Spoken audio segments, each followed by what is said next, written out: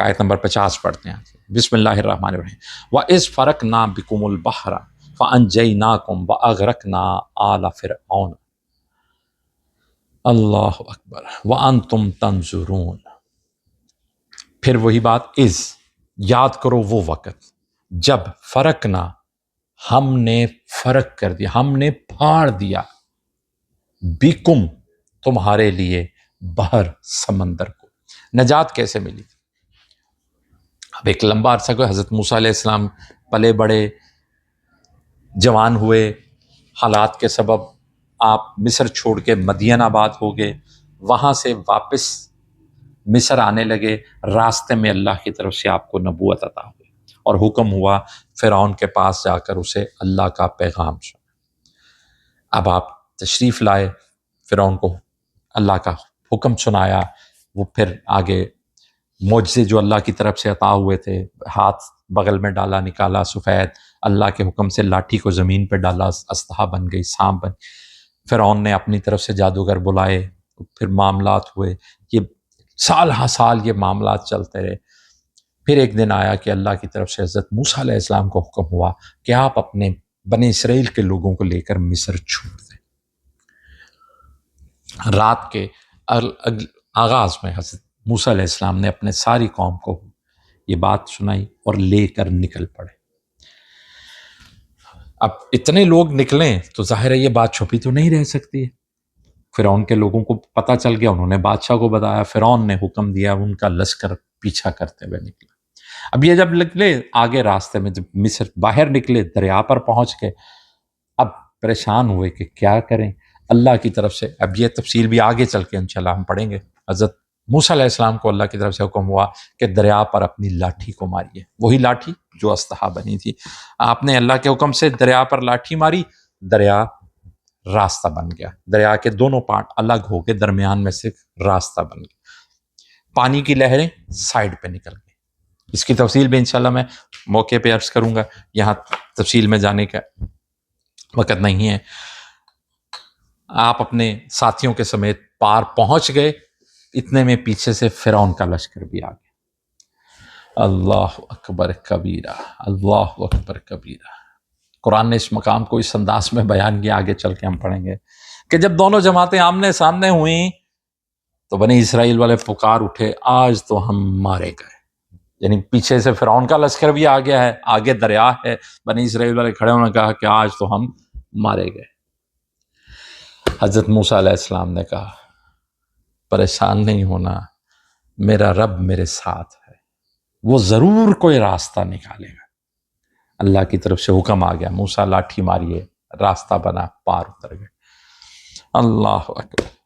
اور جب فرعون کا لشکر اسی راستے پر چڑھا، اللہ کی طرف سے حکم ہوا، پانی کی دونوں لہریں واپس آپس میں ملی اور سارے کے سارے لشکر غرق ہو گئے.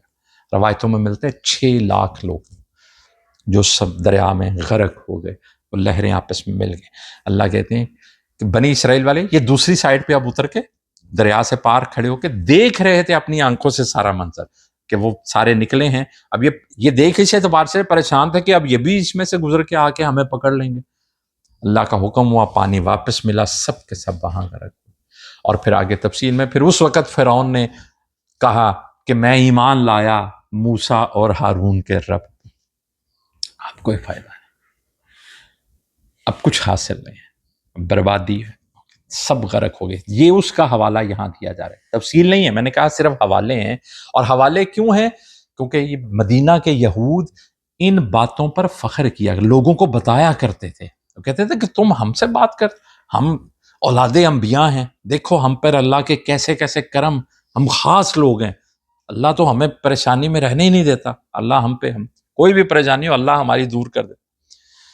یہ حوالے ان باتوں کی دیے. تو انہی حوالوں کو اللہ بیان کر رہے ہیں کہ یہ تم جن باتوں پہ یاد کرو وہ وقت کے یہ تھا. اور یہ اتنا ان میں مقبول تھا یہ معاملہ کہ مدینہ میں ایک دفعہ نبی کریم صلی اللہ علیہ وسلم کو ہجرت کے بعد آئے، پتہ چلا کہ 10 محرم کے دن کہ آج یہودیوں نے روزہ رکھا ہوا ہے. مدینہ کے جو یہود تھے، آپ نے فرمایا کیوں؟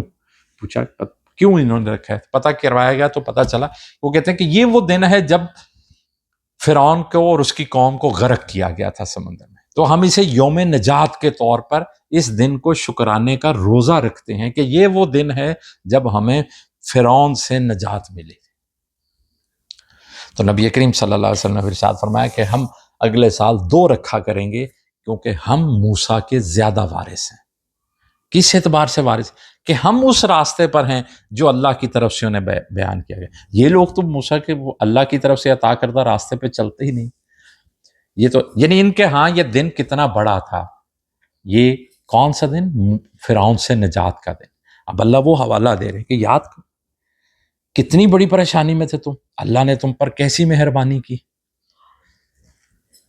بسم اللہ الرحمن الرحیم وَأَنْتُمْ تَنْظُرُونَ، آخری الفاظ ہیں کہ تم کھڑے دیکھ رہے تھے، یعنی اپنی آنکھوں سے ان کا غرق ہونا دیکھ رہے تھے کہ یہ کیا ہوا۔ اللہ اکبر کبیر۔ اب یہی حوالہ جات ابھی مزید آگے چلیں گے، میں تفصیل ساتھ ساتھ انشاءاللہ تعالی ان حوالوں کی عرض کرتا جاؤں گا۔ یہ کیوں ہیں ریفرنسز؟ میں نے پہلے ایک کہ وہ لوگ آلریڈی ان باتوں پر فخر، غرور میں، گھمنڈ میں مبتلا تھے۔ اللہ کہہ رہے ہیں کہ یاد کرو یہ اللہ کی مہربانی تھی تم پر کہ اللہ نے تمہیں آزمائشوں سے نکالا۔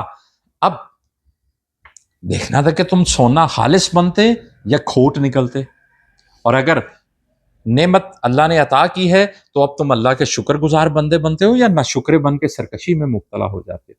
تو ہر جگہ رزلٹ یہی نکلا کہ مصیبت آنے پر یہ کھوٹ نکلے اور نعمت ملنے پر یہ لوگ ناشکرے اور سرکش بنے۔ آگے ہر یہ ایک طرح سے سمجھے کہ ان پر چارج شیٹ، ان کی فرد جرم ہے۔ قانون کی اصطلاح میں جب مجرم کے جرائم جس پیج پہ لکھے جاتے ہیں نا ترتیب وار، اسے کہتے ہیں فرد جرم۔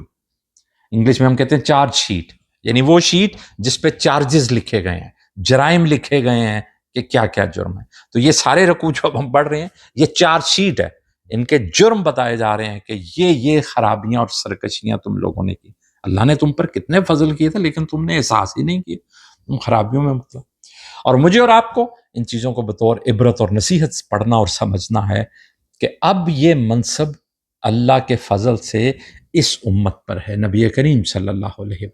تو اب ہم بھی کیا اس منصب کا حق ادا کر پا رہے ہیں، یا کہیں اللہ معاف فرمائے ویسی ہی خرابیوں کا شکار ہو رہے ہیں جیسے اولاد یعقوب ہو گئی تھی۔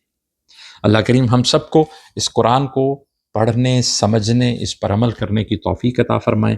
وآخر الدعوانا ان الحمد للہ رب العالمین۔